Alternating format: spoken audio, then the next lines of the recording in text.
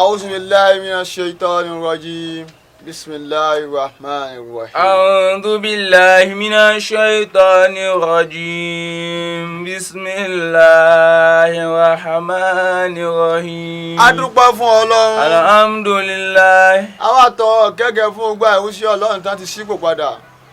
Kọ́lọ́run bá kó bá ṣàlékún àforíjì fún wọn. Amina. Gbogbo ẹni ẹ̀ tẹ́ ń bẹ lórílẹ̀ ayé kó bá fi sọ̀rọ̀ sọ wọn. Amina. Kọ́ ọlá abẹ́ kó ká náà kún náà ẹni rẹ̀. Amina Kó ya fi sọ̀rọ̀ sọ Allah. gbogbo aláàpọ̀. Àmín. Gbogbo ẹni wa àwọn èèyàn wa náà tẹ́ ti ṣípò padà kó bá mójúkò láti wọn. Amina ya Allah. Amina. Mọ̀lá Hamdu Basiti. Naam. Ìbánisọ̀rọ̀ wa yóò dá lérí pé ìjẹ́ni Ọlọ́run lè mọ rẹ̀, ìjẹ́ni Ọlọ́run lè dá rẹ̀ mọ̀ pé ni Ọlọ́run ni mí àbí kò lè dá rẹ̀ mọ̀ nítorí wọ́n fẹ́ dá eléyìí ni. Torí pé àwọn ẹni Ọlọ́run tẹ́ rí yìí awliya Allah ya kismu ala kìsìmẹ́yìn ni ẹni Ọlọ́run kú sí méjì. Ìdá kan àwọn ń pè ní Habibullah, ìdá kan àwọn ń pè ní Waliyullah.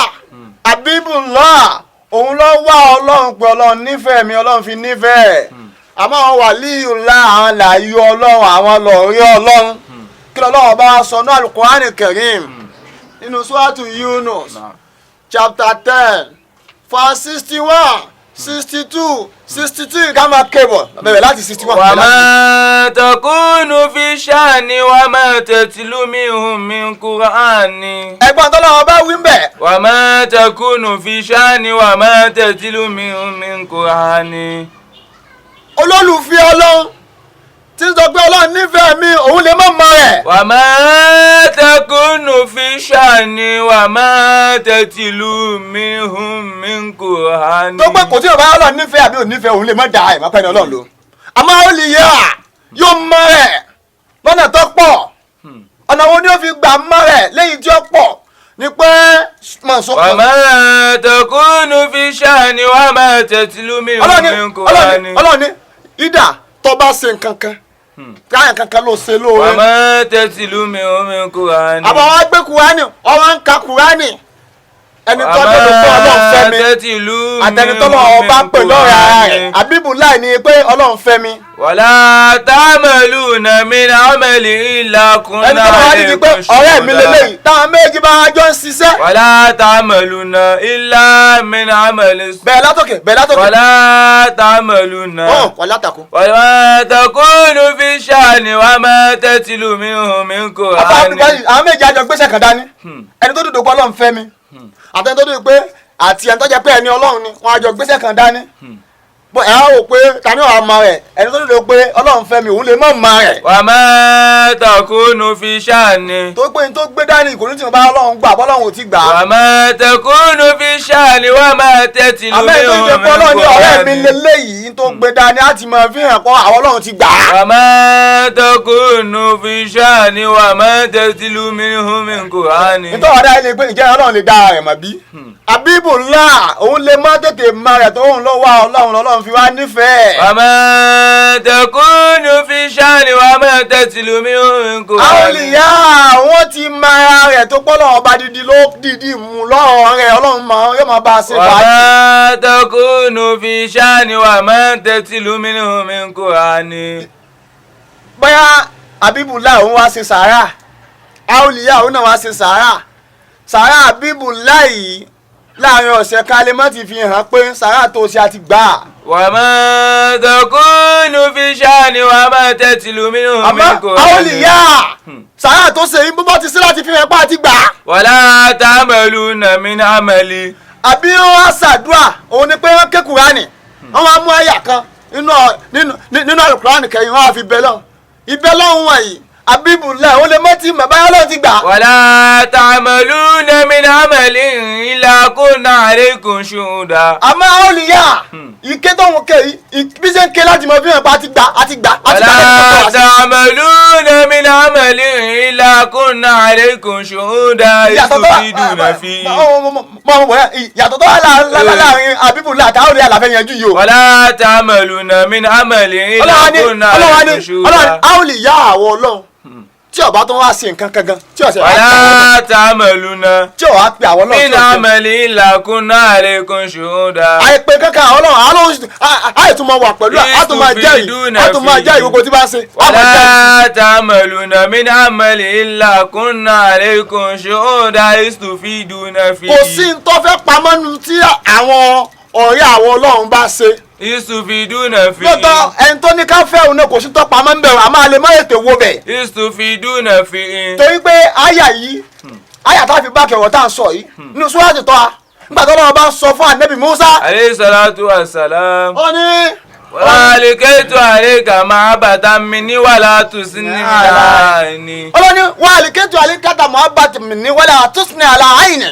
àyà tá a fi bá kìyọ̀ tá à ń sọ yìí ni ọ̀rọ̀ tó lọ́wọ́ bá sọ nínú Al-Qur'ani Karim inú Súrátù Tọ́há ọlọ́ni wàlíkẹ́tù àríkà máa bàtà mi ní. wàlíkẹ́tù àríkà máa bàtà mi ní. wàhálà tó sí ní àìní. wàhálà tó sí ní àìní. àwọn ọ̀rẹ́ wa àwọn ọlọ́wọ́ àdá àfẹ́ wa bàtà mi ní. bàtà mi ní. àdá àfẹ́ wa àwọn àdá àbò wọn báyìí. wàhálà tó sí ní àìní. wàhálà tó sí ní àìní. láti kójú àbàfilẹ̀ tó wọn lẹ́yìn tí wọ́n ṣe lọ́wọ́ lẹ́yìn ibi tí wọ́n fẹ́ máa lọ lẹ́yìn tó fẹ́ ṣe wọ́n láfi wá ní wọ́n ṣiṣẹ́ wọn ò ṣiṣẹ́ ibẹ̀ láti fẹ́ mọ́ sí. wala ta'maluna min amali illa kunna alaykum shuhuda istufiduna fi. wọ́n ṣiṣẹ́ wọn ò ṣiṣẹ́ ìfẹ́ wa ti bẹ̀ pẹ̀lú wa wọn. ma ya'zub min misqala dharratin. kódà kọjá pé ní tí wọ́n ṣe ó kéré. wa ma ya'zub rabbika min misqala dharratin fil ardi. abábùdù fásitì inú Súrátù Muzammil kan sọ̀rọ̀ tó ní kúmù layla illa qalila. ya ayyuhal muzammil Naam. qum layla illa qalila. kódà yìí kọjá pé òru wọn yìí láàrin ìṣẹ́jú márùn pé wọ́n fi ń dìde wọ́n fi yan náfìlà fáwọn Ọlọ́run tọ́wọ́ akẹ́rẹ́ tó ti jẹ́ olólùfẹ́ àwọn wa Ọlọ́run. ma ya'zub min rabbika min misqala dharratin fil ardi wala fis samai Naam. wala asghara min zalika Naam. wala akbara illa fi kitabin mubin. ó jẹ́ pé òru wọn yìí díẹ̀ wọ́n mú bẹ́ẹ̀ wọ́n fi yan náfìlà fáwọn Ọlọ́run àbí wọ́n tún wá mú un tó pọ̀ wọ́n tún fi yan náfìlà fáwọn Ọlọ́run gbogbo tẹ́bà tó ti wọ̀ lákọọ́lẹ̀ lè jẹ́ wa ma ya'zub min rabbika min misqala dharratin fil ardi. ìyàtọ̀ tó wà láyé pé ìjẹ́ ẹni Ọlọ́run da ẹ̀mọ́ pẹ́ni Ọlọ́run ní mí ẹni tó lè má da ẹ̀pẹ́ni Ọlọ́run lòun ni Habibullah àmọ́ ẹni tí ó mọ̀ pẹ́ni Ọlọ́run ní mí òun ni Awliya ìyàtọ̀ rẹ̀ yàtọ̀ sí Habibullah. wa ma ya'zub min rabbika min misqala Habibullah dharratin. ló gbé Ọlọ́run fi rí. min misqala dharratin fil ardi. Awliya ibi tí ń sùn sí lọ́lọ́run sùn ibi tí ń gbé lọ́lọ́run gbé Mímí ibi tó ń sí kọ́ Lazara tí ń ibi tí ń fìlà wò áwùjọ. lọ́lọ́run wò ibi tí ń rí lọ́lọ́run rí ibi tí ń sọ lọ́lọ́run sọ ibi tí ń gbọ́ lọ́lọ́run gbọ́ ibi tí ń fi mú gbòòrò lọ́lọ́run gbòòrò. min misqala dharratin fil ardi walikaytu alayka mahabbatan minni Naam. wala tuzni min ayni wala tusni ala ayni. wala tuzni ala ayni. Ọlọ́run ló dojú Musa ni Musa fi ń jẹ́ Musa ọ̀pá tí Musa fi ọba abdulbasiti Naam. ọ̀pá tí Musa fi na òkun lọ́jọ́ kìíní àná Ọlọ́run ní bẹ́ẹ̀ lọ́ọ̀pá fi ń jẹ́ ọ̀pá. وما يعظم من ربك من مثقال ذرة في الأرض.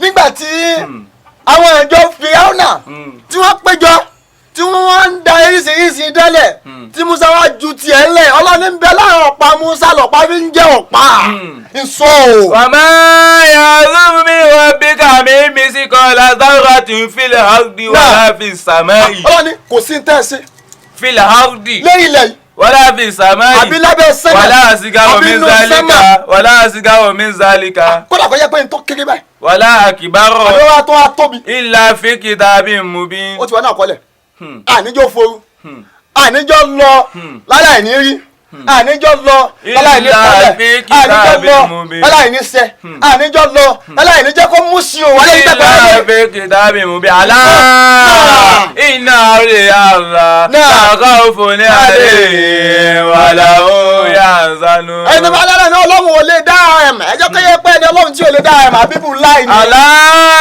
إن أولياء الله àwọn wàlíyọ Ọlọ́run wọ́n dá ẹ̀mà pẹ́ni Ọlọ́run لا خوف عليهم ولا هم kò sí tí ọmọ يحزنون. bà á léwu kò sí tí ó jó ya ẹni Láka òfin ààrẹ ìmọ̀ làwọn yà ń sànú. nǹkan kò ní jẹ́ òfin nǹkan kò ní bà á lẹ̀ nǹkan kò ní pa á láyà nso. Láka òfin ààrẹ ìmọ̀ làwọn yà ń sànú. Alladhina amanu wa kanu yattaquna. àwọn tá à ń sọ yìí. Alladhina amanu. àwọn ẹni wa yìí. wa kanu yattaquna. àwọn ọ̀rẹ́ wa yìí. Alladhina amanu. àwọn olólùfẹ́ wa yìí. wa kanu yattaquna. àwọn tá a dà fẹ́ wa kò. Alladhina kábà fi amanu. mọ ohun tí wọ́n ń wa ṣe. kanu kábà fi mọ ọmọ tí wọ́n bá wà. yattaquna. Alladhina kábà fi mọ amanu. ọgbọ́n tí wọ́n bá ń gbọ́. wa kanu kábà fi mọ ọmọ orin tí yattaquna. wọ́n bá ń rí. Alladhina kábà fi mọ ọba wọn mọ mójútó tí wọ́n bá ń jẹ. kanu yattaquna lahumul bushra. báyà ọlọ́wọ́ bá ń bẹ pẹ̀lú wọn. lahumul bushra fil hayati dunya. ọlọ́run nínú gbèsè ayé yìí a máa fi mọ̀ wọ́n. lahumul bushra fil ọjọ́ hayati ọ̀la dunya. ó sì rí ọjọ́ ọ̀la tá à ń sọ yìí. lahumul bushra. nígbà wọn bá sùn ìṣẹ̀lẹ̀ tó lò bá wọn bá jí á fi mọ̀ wọ́n. lahumul bushra fil hayati dunya wa fil akhirati. mọ́ ti débẹ̀ lahumul bushra fil hayati dunya. ọjọ́ fi mọ̀ ọ́ pé ńgbà tẹ́ ẹ bá símọ́ tẹ́ ẹ bá kú àwọn ọmọ tẹ́ ẹ bá bí wọ́n ṣe lò gbà yìí dé. lahumul bushra fil hayati dunya. torí ìṣẹ̀mí ayé méjì ni ìgbà tó ń lò sẹ̀mí lọ́wọ́ á fi mọ̀ ọ́ tó o bá tún símọ́ gbígbẹ̀yìn yóò ṣe tún rí á tún fi mọ̀ ọ́. lahumul bushra fil hayati dunya wa fil akhirati kalimatullah. ìgbà wọn ní káyìn sí ni wọ́n rìn sí. dhalika huwal fawzul wọn ní yàpò kí máa lọ́wọ́ bá lọ. la tabdila li kalimatillah. Bábọ̀. dhalika huwal fawzul azim. ó ní àwọn tá à ń sọ èrè jẹ́ tó ga jùlọ àwọn ni.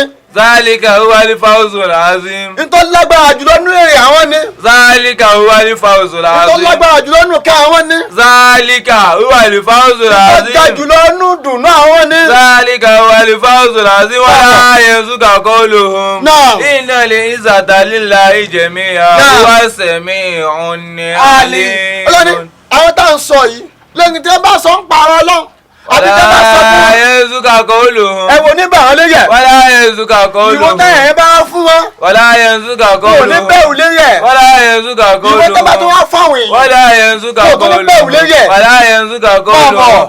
innal izzata lillahi jami'an. tó wọ́n mọ̀ pé gbogbo agbára láyé agbára tí ń bẹ sẹ́mà àti tí ń bẹ ńlẹ̀ agbára tẹ́tà fi ń jẹ̀dá èyí tẹ́tà òfin ní fi jẹ̀dá mọ́ èyí tẹ́tà fi ń bẹ èyí tí òtún ní fi sí mọ́. innal izzata lillahi wọ́n pa jami'an. àwọn ọlọ́run ọwọ́ wa lọ́wọ́ la hawla wala quwwata Náà. illa billahi wọ́n lọ pa àwọn ọlọ́run lágbára àwa ni wọ́n wàá ju àwọn ẹlẹ̀ fọlọ́. innal izzata lillahi jami'an. Bábọ̀.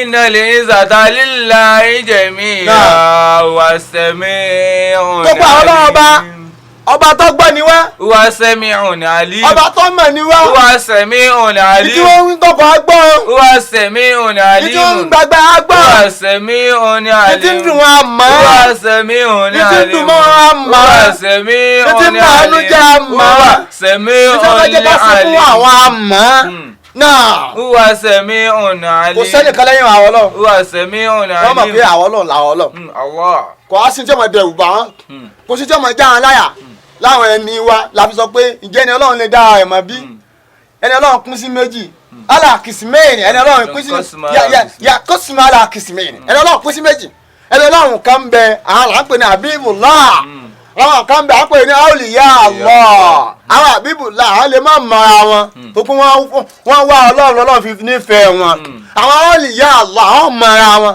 tó pé kí ọlọ́run lódìdí nífẹ̀ẹ́ wọn ọlọ́run ní tó máa tọ́ wọn sọ́nà lẹ́yìn tí wọ́n máa ṣe tó máa fi gòkè àgbà sí ọlọ́run náà máa tọ́ wọn sọ́nà lẹ́yìn tí wọ́n máa ṣe tó máa fi ga sí tó máa fi rọ́ mú tó máa fi níyì tó fi máa súnmọ́ ọlọ́run tọ́lọ́run tó máa fi máa gbàdúrà àwọn ọlọ́run tó máa fọ̀nà mọ̀ wọ́n láfi sọ pé ìjẹ́ ọlọ́run lè máa àbí ò lè máa láfi ní ẹni ọlọ́run pé sí méjì àwọn tó bá dòdò pọ̀ ọlọ́run ẹni ọlọ́run ò lè máa wọn àwọn wà nù ipò kíní ipò òun lálákọ̀ọ́kọ́ òun ni Habibullah. wa ma takunu fi sha'ni wa ma tatlu minhu min Qur'an wa la ta'maluna min amalin. àmọ́ àwọn tó bá wà nù pé àwọn ẹni ọlọ́run lè máa wọn. wa la ta'maluna min amalin. àwọn yìí ni wọ́n wà nù pò Awliya Allah. illa kunna alaykum shuhudan istufiduna fi. torí pé ipò Awliya Allah yàtọ̀ sí ipò Habibullah. wa ma yazumu min. ipò Habibullah yàtọ̀ sí ipò Awliya Allah. wa ma yazumu min rabbika min misqali dharratin.